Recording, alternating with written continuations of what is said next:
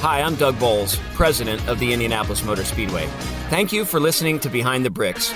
We're excited to bring you this exclusive and entertaining content about the world's greatest racetrack. Keep listening, and I hope you enjoy this episode. Your day moves fast. Your news should too. That's why there's a new and improved Wish TV app bringing you more local news, breaking alerts, live streaming, weather forecasts, radar, and Indiana sports all in one place. Customize your news feed to see the stories that matter most to you and get the information you need when you need it. Download the new and improved Wish TV app today on iOS or Android and take News 8 with you everywhere.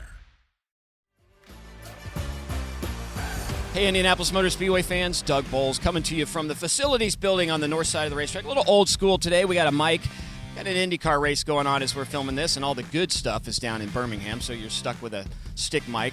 But something really cool is about to happen here at the Indianapolis Motor Speedway that you guys know happens, but you don't know how it happens. Those 200-plus flags around the top of the Indianapolis Motor Speedway that have been there for 50, 60-plus years.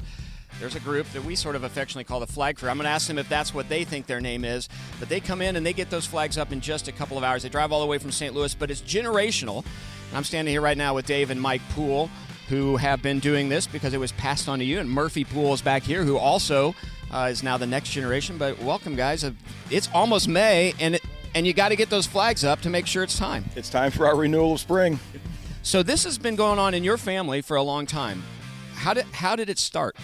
Well, our dad started on the crew back in the late 60s, and then my brother and I were born in 1970. We've been out here every year since.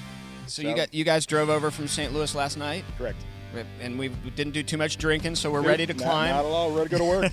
So Mike, I'm going to give you my mic, but this is, I mean, we're safety is really a big deal, but when you started this, safety really wasn't what you guys thought about.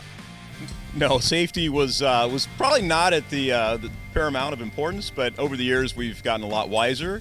Speedway's gotten a lot smarter about liability, and we're all comfortable with it. So we, the number one job is to make sure we stay safe, but it is about getting the flags up and everybody finishing the day and going home. And we've been able to do that pretty well for long years. We've never had a serious accident, so that's I think a testament to the professionalism that these guys have, but it's really a lot of fun. And at this point, it's been years of friends and family that have come up, and that's really what comprises the crew. So it's a lot of legacy and a lot of history for us.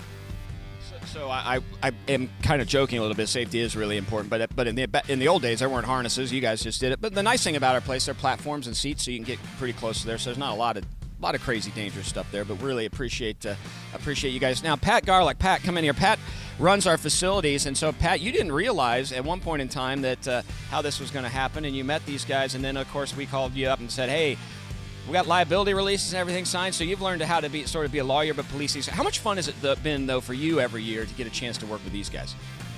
It's been amazing to see this group grow. I came on board with IMS in April of 18. To get to know Mike and Dave has been a real treat, and the rest of the crew. So it's been very awesome to see this kind of evolve over time. And how many flags we put on? We've got about 30 sets of flags to put up. So by the end of the day, these guys will have hung about 200 200 flags up top of the grandstands. That's awesome. So when race fans come to the Indianapolis Motor Speedway, and many of you watching this know that, you come because somebody introduced you. Oftentimes it's a family member, and then you pass it on, and it becomes generational. The flag crew here that puts those flags up is just like that. It is really generational. So Dave, how did this start? How did it get to you, and then you're passing it down to the next generation, and then the flag crew does the same thing? Yeah, good question. Our understanding is that back in the early 60s, Tony Holman ran into Kenny Duggan Sr., and said that, you guys should have flags in the back of the grandstands. The facility needs a little bit of a pop to it.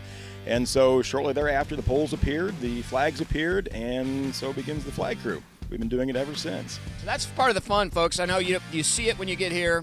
Roger loves the flags being up. We've got them around the perimeter outside. But the most important thing is when you see flags on top of the Indianapolis Motor Speedway, you know that it's race season and race time. Used to be they'd come up and go down just in the month of May because nothing else was going on. This year, we may leave them up all year until we get through October in the Indy 8-hour, just because we're so busy here at the Speedway, and we want people when they get here just to see all the color of the flags. So next up, Dave, Mike, we're going to go trackside. We're going to start putting flags up. The whole team back here is going to do that. My last question is, so we call you guys the flag crew. Do you have a name that you call each other, or is that what you call yourselves? Well, we call each other many names, but we're just the flag crew. That's awesome. So, race fans, here we go. We're going to go out with the flag crew. We're going to put up those flags that you're used to seeing every time you walk through the gates here for the Indy 500. As we're taping this, we're only 29 days away from the 106th running of the Indy 500 presented by Gamebridge, but it wouldn't be a race without the flags on top of the grandstands. So here we go.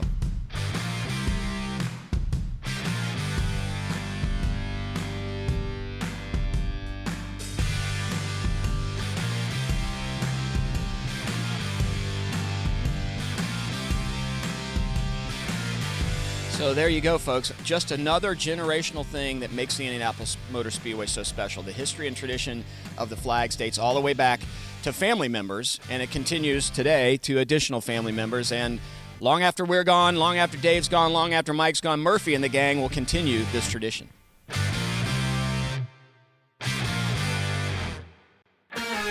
Thank you, fans, for listening to this episode of Behind the Bricks.